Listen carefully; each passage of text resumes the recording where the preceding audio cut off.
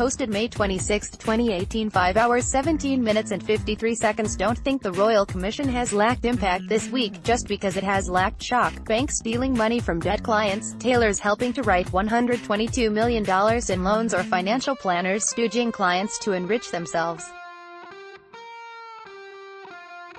It sounds incredible, but the failed ice cream and pie shops examined in this week's hearings will likely have a huge impact on Australian capitalism.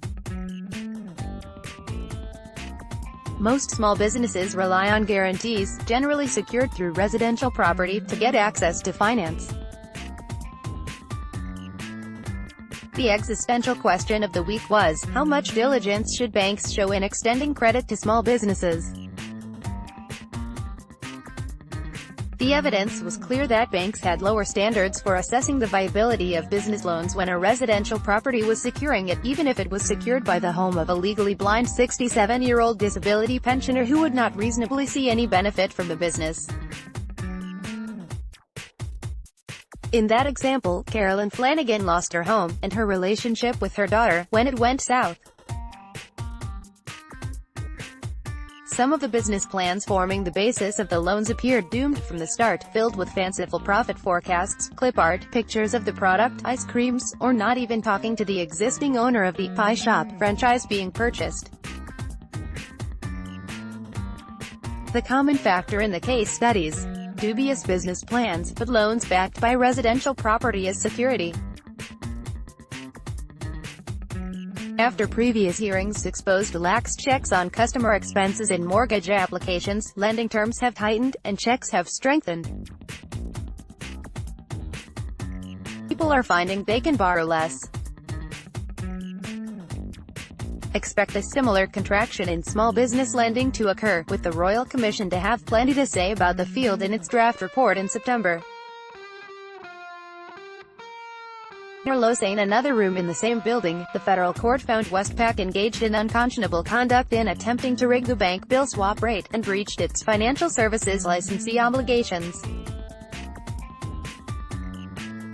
Long-running case about rigging the rate used among banks to value complicated financial products was settled by the Australian Securities and Investment Commissioner with NAB and NZ for a $50 million enforceable undertaking late last year on this issue, while Commonwealth Bank, facing fewer charges, settled for $25 million earlier this month.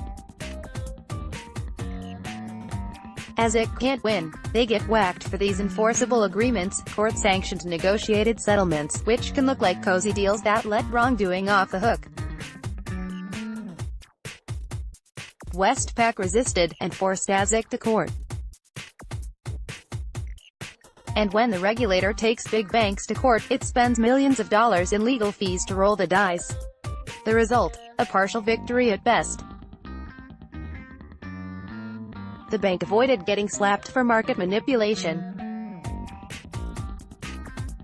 Westpac was done on 4 occasions for unconscionable conduct, but beat it on 12 more. They can consider themselves lucky. The judgment, Justice Beach essentially found Westpac attempted to influence the rate but did not succeed. Customer-centric banks, despite claims from the Big Four that they are customer-centric each week. The Commonwealth Bank's Executive General Manager of Retail Products, Clive Van Horen, is a Royal Commission frequent flyer. He made his 3rd appearance so far, tied at the top of the leaderboard. Mr. Van Horen admitted the bank put off writing to and compensating small business customers it had overcharged, so he could avoid being grilled about it at a parliamentary hearing. It's not enough the bank didn't investigate business owners' complaints for more than a year, about being charged more than double the correct interest rate on their overdraft facilities, until one customer complained to the Ombudsman. It's not enough that the issue went on for 3 years, and minutes showed executives debating whether the issue should be reported to ASIC. Legally, they need to do it within 10 days of an issue arising.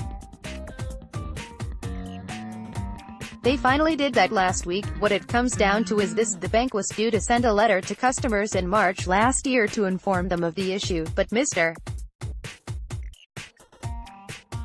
Van Horen delayed it by 10 days due to his appearance before a House of Representative committee hearing. "I accept it was the wrong decision, but that was the decision I made," he said.